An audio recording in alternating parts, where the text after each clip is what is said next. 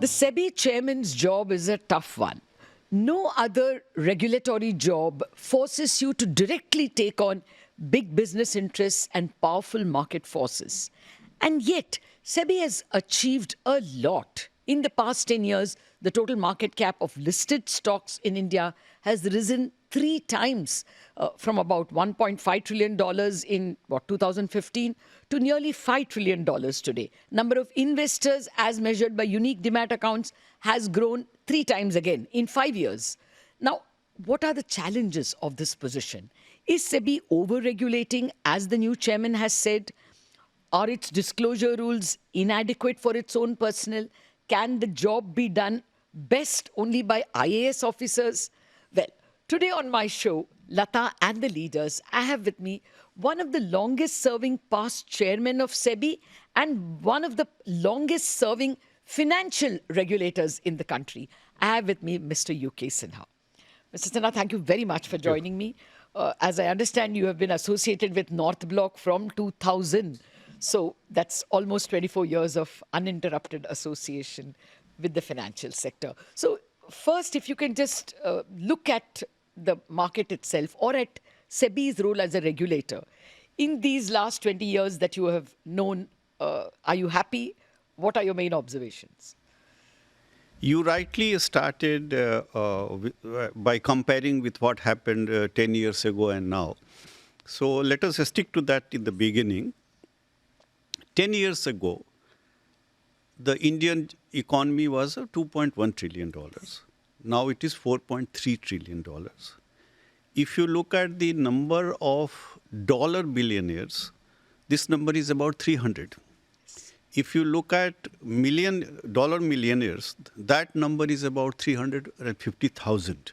Okay. And if you look at the middle class in India, and there are different varying definitions of middle class, but if you look at upper middle class, which is defined according to one source, those who have income of $17 to $100 per day. If you look at that, then there are more than 435 million middle class people in India. So and all this has happened in the last 10 years.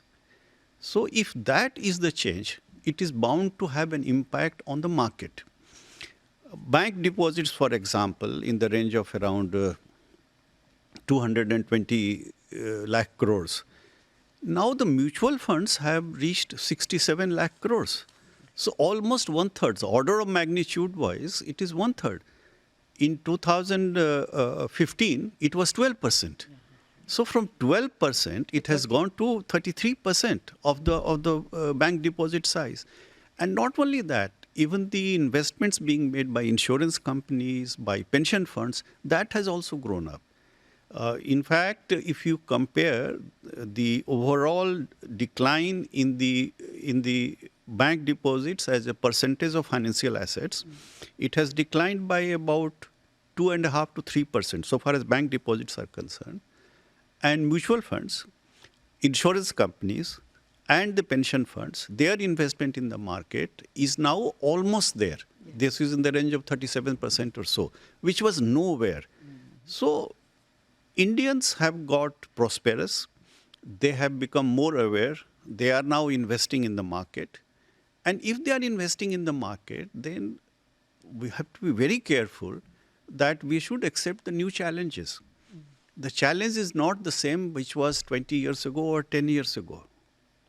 If we stick to this, if we follow this basic paradigm shift in the Indian economy, and by design the change in the Indian financial markets, then we'll know where to concentrate and what way you have to function. I talked to you about the mutual fund, and we can talk in detail about the mutual funds. But SEBI had started a policy of investments coming from below top 30 towns. B30, yes. B30 and T30. Now you will be surprised that the total number of mutual fund accounts, the folios, from B15 are about 55% of the total folios. So there are 23 crore folios. So almost half are from B15. If you look at the systematic investment plans, there more money is coming, more accounts are being opened in B30 rather than from T30, the top 30. Top 30. So what it means is that money is coming not only from the very rich or the super rich of the country, money is actually coming from the cities and villages beyond the top 30 cities.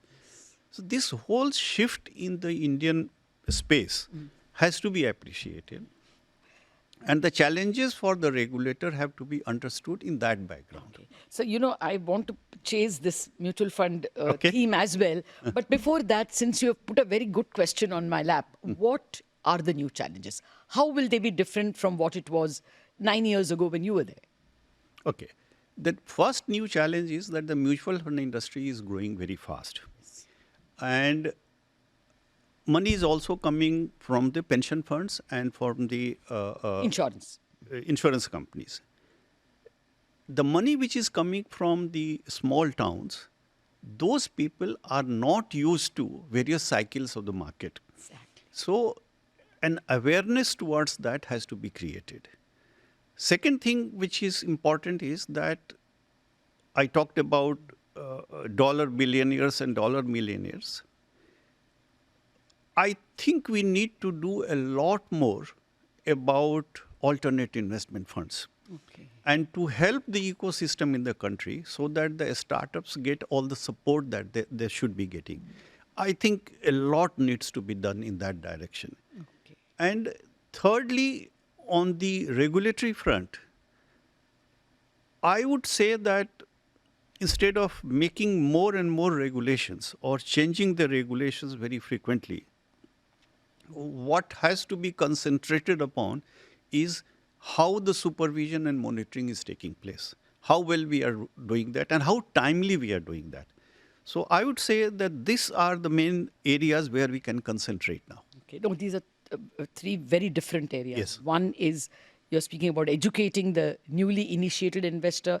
The other is sophisticated instruments for the millionaires like AIFs and funding startups. And the other is technology and service. Three very different areas. Are you happy with the way SEBI is using technology? Because over the last few years, they have tried to look at whether there is insider trading, whether there is synchronous trading between mutual funds and someone else's mule accounts. They've tried to do a lot. Are you SEBI satisfied? has a very sophisticated surveillance mechanism. It is not known very well outside SEBI, and it need not be known because this is something which is the groundwork which SEBI has to do. But the mechanism is very sophisticated. Okay. And there are examples, I make a guess, maybe more than 100 alerts are issued every day about all sorts of tradings. Okay, now I remember the word. Apparently, there is an algo called "Who Got Lucky." So when you're buying, when a mutual fund buys a large number of shares, who bought it just before that? That alert is there. So they try to check whether it is linked in any way, and there was an insider trading information. I was told that SEBI has, working on all these kinds of Yeah, SEBI is technology. working on it. SEBI has taken action. So you're against happy with the... some mutual funds. SEBI has taken action on insider trading cases. But the main point is that SEBI has the wherewithal now. It has the technology now to find if the market is being manipulated. Okay. And if you look at the number of enforcement actions that are being taken, if you look at SEBI's annual reports, I think the numbers are going up. So that is not a problem. One caution from my side would be how good the financial sector is so far as tackling cybersecurity is concerned. So that is an area where while there is awareness both at the level of the regulated entities and also at the level of the regulator, but how sophisticated we are and what mechanism do we have in place to safeguard the interest, that is an area where we have to work continuously. I agree, sir. That is something which the banking regulator faces, from the BMAP to the UPI to the most sophisticated banks and central bank payment systems. We have to worry about cyber security. and I would assume they're trying to do what they can. Let me come to this small investor and the initiation of, some 15 crore investors in the last 5 years who have come into that, come to own demat accounts. Do you still worry that if there is a precipitous fall for whatever reason, trade, tariff wars or something, the Indian investor could get scared away, or you think they now look mature? You see, the Indian system has handled several crises in the past, and some of them were internal, like 2001 crisis of Ketan Parikh and all. But several of them were external. For example, the 2008 crisis or the taper tantrum of 2013. The indices failed. The indices fell down substantially, but the market held on. The faith in the regulator stayed. One thing I would like to emphasize here is that SEBI now, compared to 20 years ago, has come out as a very dependable and mature regulator. Of course, SEBI is a young organization. It has learnt and it has strengthened itself. Its systems are strong, manpower is strong, technology is strong. But now, wherever I go within the country or even outside the country, I hear very, very satisfying things about the way SEBI is functioning. And that is a major point which gives me confidence that even if there is something happening from some external reasons or internal reasons, SEBI is today several times better equipped to handle any crisis than it was 20 years ago. And let us not forget that for an uninterrupted period of 25 years, we didn't have any market-wide misconduct. The last one was in 2000. Yes. After that, so SEBI deserves some credit for this. That Oh, for absolutely. last 25 there years. has never been any suspension of trading. Yeah. I mean, there is no such a glitch that you have to call off trading. So clearly, the market regulator deserves a lot of credit to keep so much money churning. Coming to that point, do you think we should extend trading hours? That's one of the demands of some people, that there should be round the clock because you can react to external events. And then there are brokers who say we don't even have the staff to be able to do round the clock. It's a constant debate. Well, my position is a bit conservative on this. If a system is working well, then what is the problem you are trying to solve by tinkering with it? I think the current system has worked well. It has been changed a little bit over the last 10 years. We should stay with it. We must weigh, if we are trying to make any changes, then what is the benefit we are trying to achieve? If we are not trying to get any particular benefit, then people, and now we are talking of investors across the country. We are not talking of investors sitting in South Mumbai. So we should not do something in a hurry. I'm not saying that there should be absolutely no change, but for the sake of some demand that trading hours should be extended, let us see the benefits of it and let us see what is the settlement mechanism, because there is a chain of events which will take place. It's not something that you desire and tomorrow it starts happening. Yes, yeah. I guess banks and others also have to be prepared. Personally, I'm on your camp if they don't. Okay. Otherwise, as a news channel, it will be hell for us if we have to, keep monitoring the markets 24 hours. But coming back to the mutual funds, are you happy with the mutual fund corporate governance? You have headed UTI. At that time, it was the largest mutual fund. Every now and then we hear that insider trading issues, which of course came out even recently. I think the SEBI regulations are very clear, very well articulated. I sit on the board of a large mutual fund, and I see that the management and the board are very conscious of SEBI regulations. Instances of front running, which you can also now call insider trading, have been there. But these are not very difficult to detect. Okay. So, in my view, those instances are very few. One area where some action, in my opinion, can be justified, which is right now the key management people involved in dealing and in fund management and research are barred from dealing with the shares of their own company. I would say that this should be done for all employees. For example, in government, if you're a government servant, you are allowed to buy shares once in a while, but if you are found to be very active, then this is discouraged. So you can make investments through mutual funds. So in mutual funds, unless somebody has got an ESOP, there should be a provision that they cannot trade in individual securities. That will take away a lot of advantage or so-called advantage which some people might be gaining. But SEBI's surveillance system is very strong, and I have seen SEBI taking very strong actions in some cases. And SEBI is now also doing inspection of the mutual funds. Their inspection cycle has been strengthened. So generally, I feel that mutual funds feel that they are rather being intrusively overregulated. In fact, that feeling is there. Okay.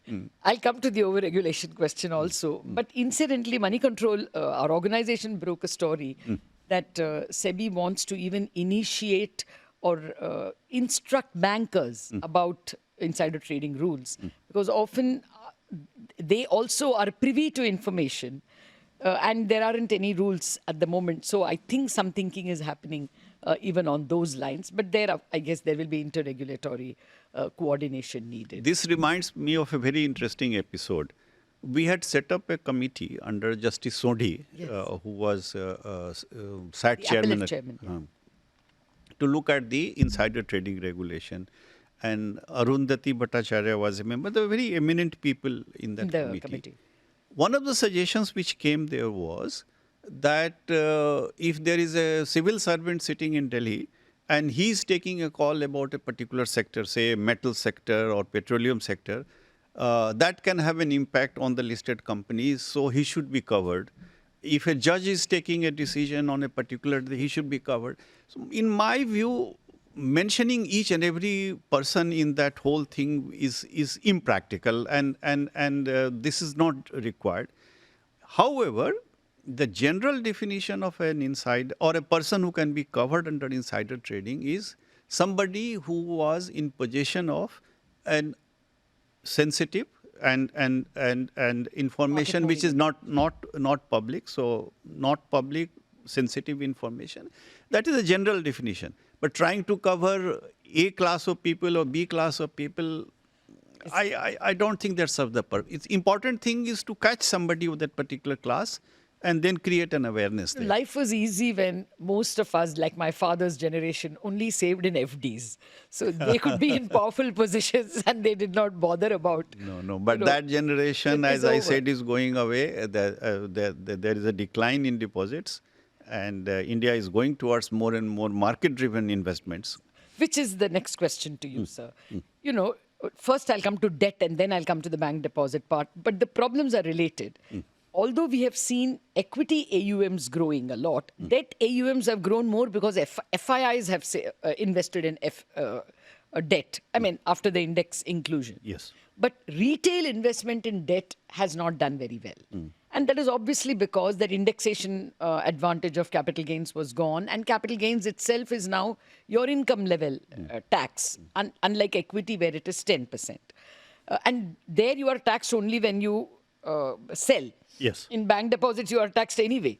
So my point to you is that with debt is also needed. I mean, you need to develop a debt capital market as well. Has the time come to reduce the disparity between capital gains tax on equity and debt? Yes, but I don't think that is the main deterrent. The awareness about debt investment has, especially in a small retail, is not there. Okay. They are used to like your father's generation or my generation that bank fixed deposit are the best things.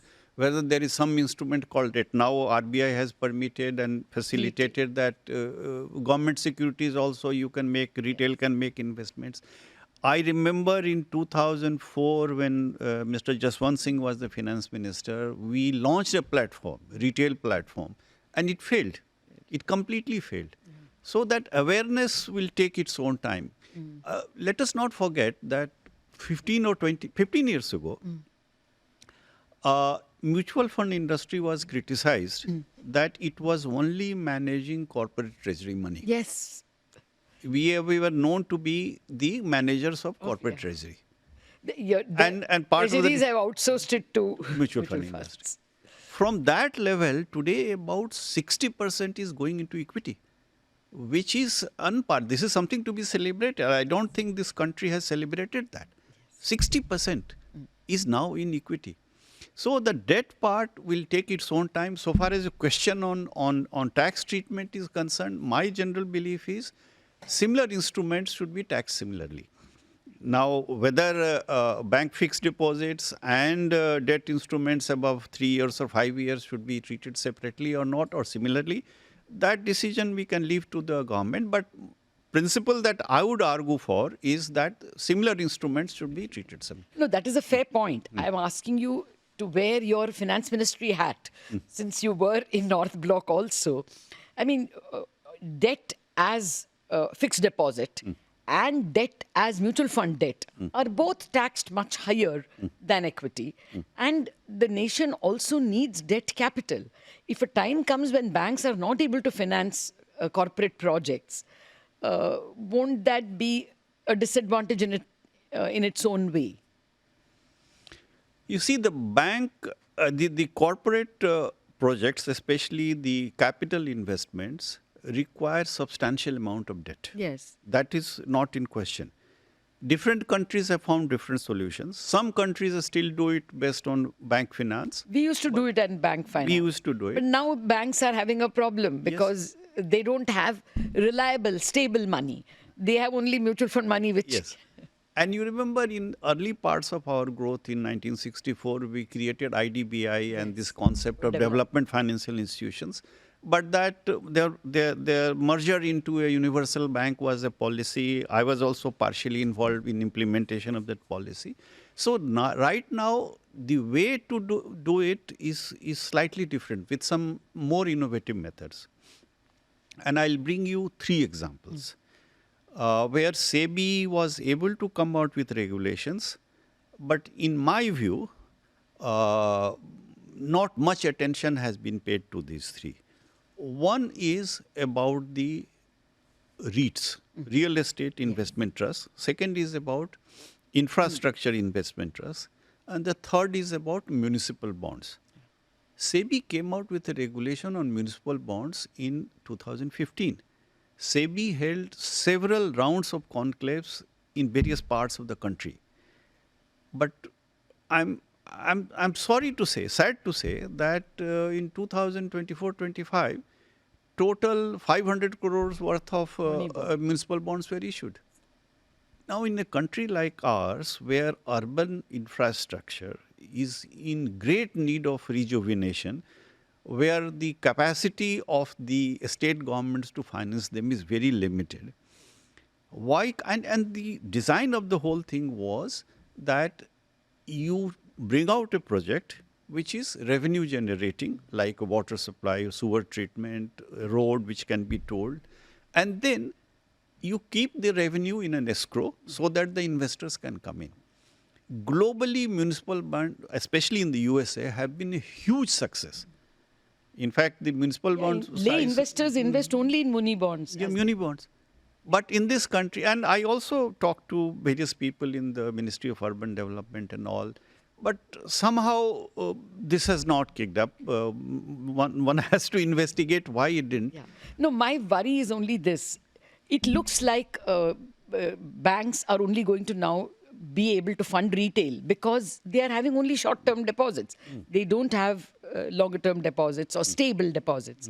then who finances debt? Because the debt market is not ready. There is insurance, but insurance guys only go in for G-Secs. They have about 15% for AAA bonds. They don't use, or for infrastructure, they don't use the whole thing because, they're not very sure of perhaps safety.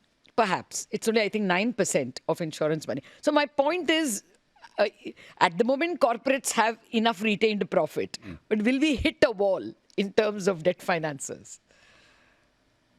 You see, Ontario teachers, their pension money is invested in India and many other parts of the world. So if their money can be invested in Indian infrastructure, why can't Indian pension money be invested in Indian infrastructure? The way to do is through that route. If insurance and pension money don't come into this market for the development of infrastructure, then you have a serious problem. Then you have to either go back and create a development financial institutions. I think the fear is because the legal system does not ensure quick redressal of a bad loan. And, So let us solve those things. And not only for infrastructure, for alternate investment funds, sectoral regulators are not coming forward. Okay. Insurance money getting into alternate investment funds. Look at this country, and a senior minister recently commented that the startups of India are only doing e-commerce and we can't get any real technology upgrade and things like that. But let us also not forget that where is the money? If you are an Indian startup trying to do something serious in machine learning or in artificial intelligence or anything basic, you need money and there is no money. For example, by 2024 end, the total money raised by AIF industry was around 4.5 lakh crores. But by category 1, which is venture capital and social sector funds, it was hardly 40,000 crore. So if cumulatively we have raised only this much amount, how do we expect such money to go into such innovative things? And I told you about billionaires. I told you about millionaires who are in India. There is what we have to realize that over the last 10, 15 years, there has been a huge rise in the number of family offices. Yes. There has been a rise in the number of people who are willing to invest. We are willing to experiment. But in my opinion, there is substantial improvement required in the operation of the AIF regulation. Okay. For example, regulations, new rules need to be written, you're saying. Implementation. For example, I have heard from the industry that a private placement memorandum requires approval from SEBI. And that approval takes a lot of time. Not only that, if there is a change in that private placement memorandum, that requires another round of approval. If there is a group of people who are generally called the GPs or the general partners who want to set up an AIF, if there is a change in their shareholding, that requires approval. Now, whom are we trying to safeguard? There is a hierarchy. There is a hierarchy. Yeah. For a mutual fund investor, you please place all your attention. Yeah. It is required. But here are people who are informed investors, more than 1 crore of investment they are making. When AIF regulation was drafted, the whole idea was that SEBI should have data. Light touch. That's all. It's a light touch regulation and there should be data. Okay. And in countries like USA, AIF has become a problem because of the size. The hedge funds and the AIF, the size is very big. So it has become a financial stability issue.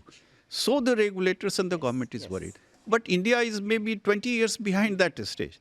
So let us at this stage, in the interest of promoting their startups, which have the huge potential of generating jobs in the country, let us encourage them.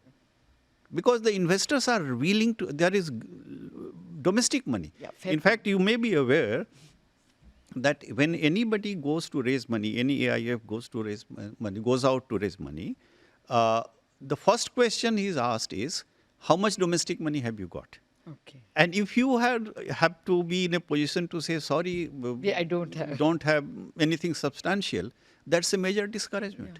And Lata, let us also not forget that this government, over the last 7-8 years, has created multiple funds of funds. So, government of India and some state governments have created funds of funds, which can invest in this venture fund. So, this industry, I think its potential has not been realized. A very serious relook, not at the regulation, at the way it is understood, and it has to be understood in the way the Indian economy has undergone a change, like what I said in the beginning. One of the things is this, that what all we can do, what was required to be done in 2012-13 for mutual funds, because the mutual fund industry was of the size of 4.5 lakh crores. Today it is 67 lakh crores. Now is the time to concentrate on AIF industry. Okay. Fair points. I think that's a headline you're giving me, and it's also a topic for a separate discussion on how we should proceed on AIFs. Let me come to the other thing, which is very newsy now, because the SEBI chairman has appointed a committee to review the disclosure rules for SEBI officials, especially conflict where they are conflicted.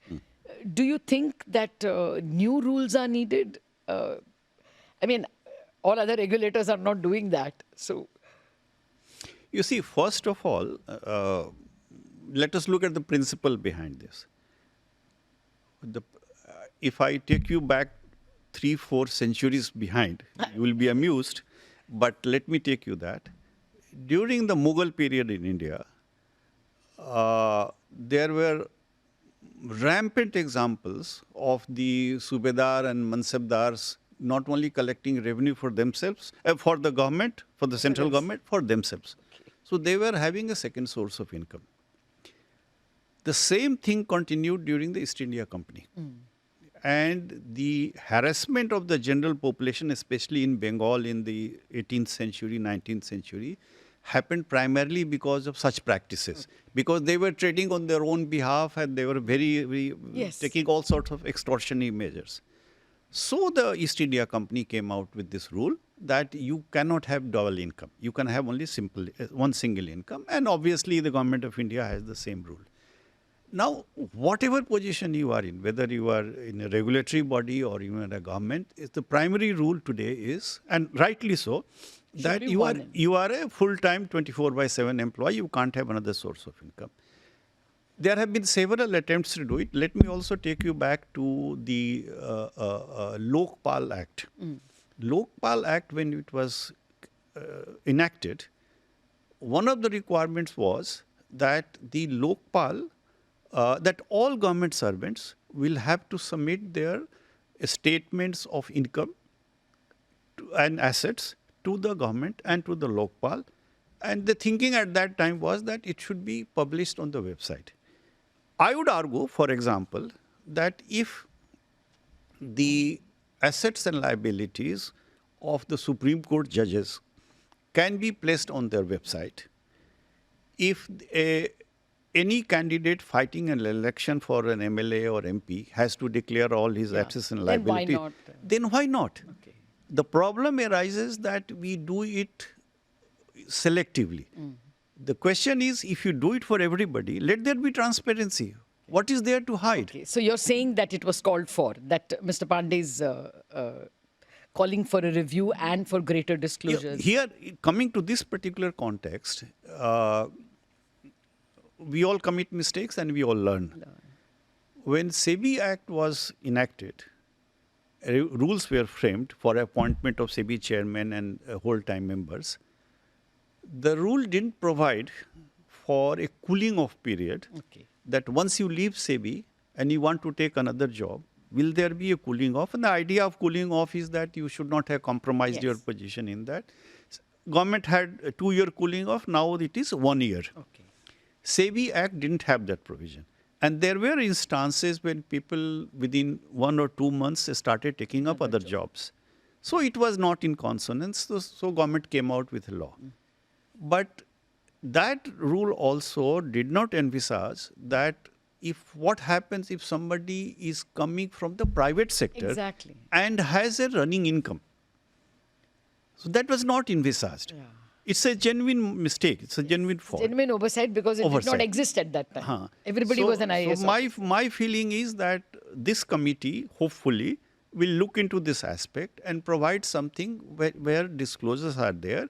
And obviously, going by the principle that if you have accepted coming from the private sector to be a government servant or a public servant technically, then you cannot have a second source of income. Okay. So that should So be that's provided. why the committee. And this should be provided for everybody. Okay, fair point, sir. I mean, we have evolved, and therefore we have to write new rules. Correct.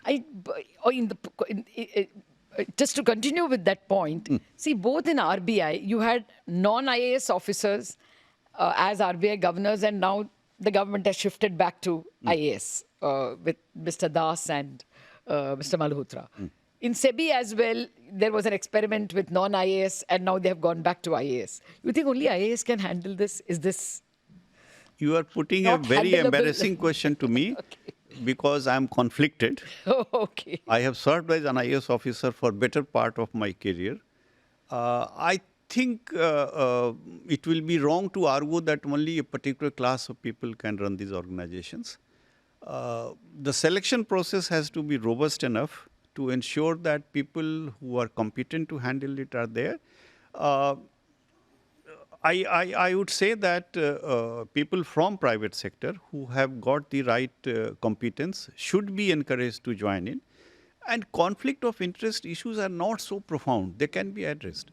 I mean, people from Goldman Sachs became treasury secretaries. And It is not only conflict of interest. It is also inability of lateral entrance into high positions to liaise with the bureaucracy in Delhi or elsewhere. I mean, lateral entrants do complain that there is an old boys club there. No, my take is the following.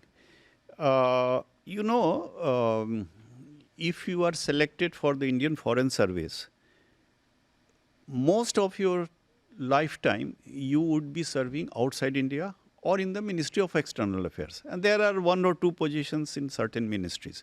So by and large, you are serving outside India. You have not seen the real India. Okay. So part of the training of a foreign service officer is that he is sent to a district and he is there asked to work as an assistant magistrate for at least 6 months. Yes, so he knows the real India.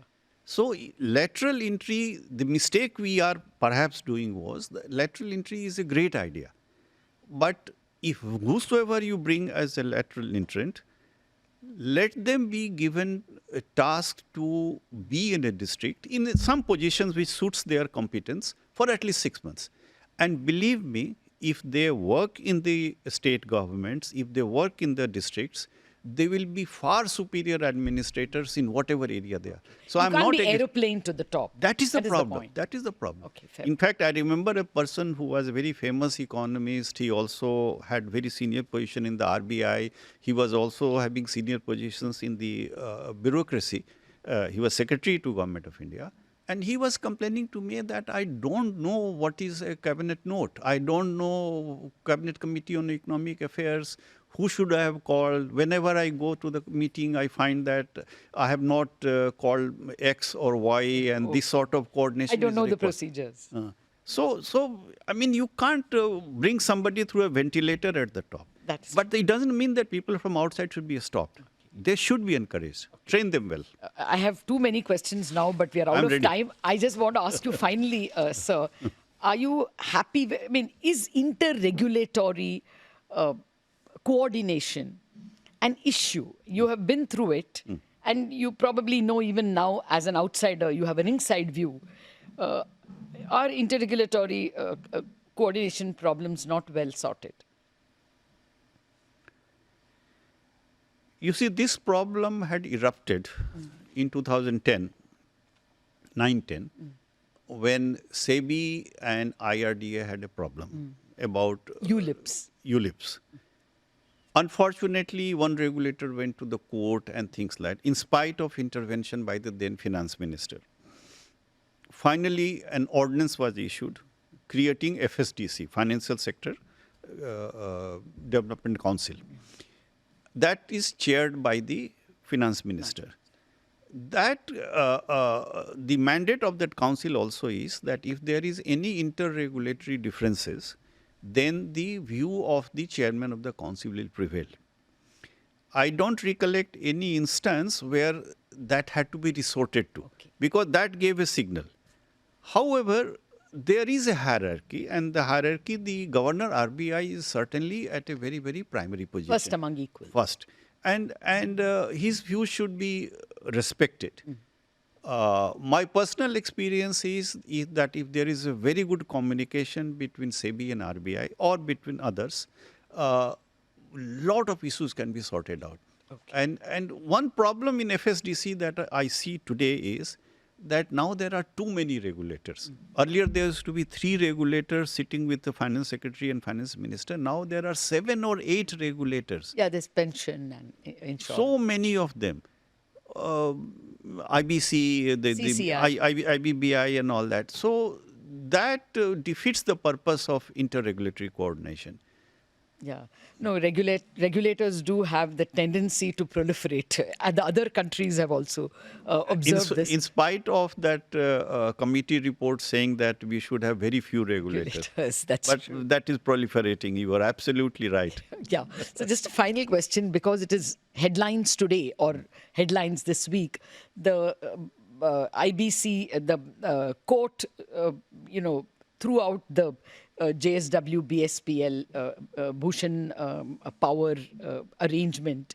Are you worried that we are going to see a lot of reviews, a lot of questioning of old? This has happened several times in the past as well. A judgment shakes the corporate terrain. Are you worried about this judgment? I don't claim myself to be an expert in this area, but I am worried. Okay. By and large, the Supreme Court judgments dealing with IBBI and IBC have been very helpful in setting up the precedent. And they have been very helpful. I won't say the same thing about NCLAT. But Supreme Court has set the rule in motion and clarified a large number of things. This judgment creates more problems. So I'm worried. Yes, I am worried. We will invite you for another discussion, depending on how this case moves. But I believe reviews are likely to happen or likely to be requested.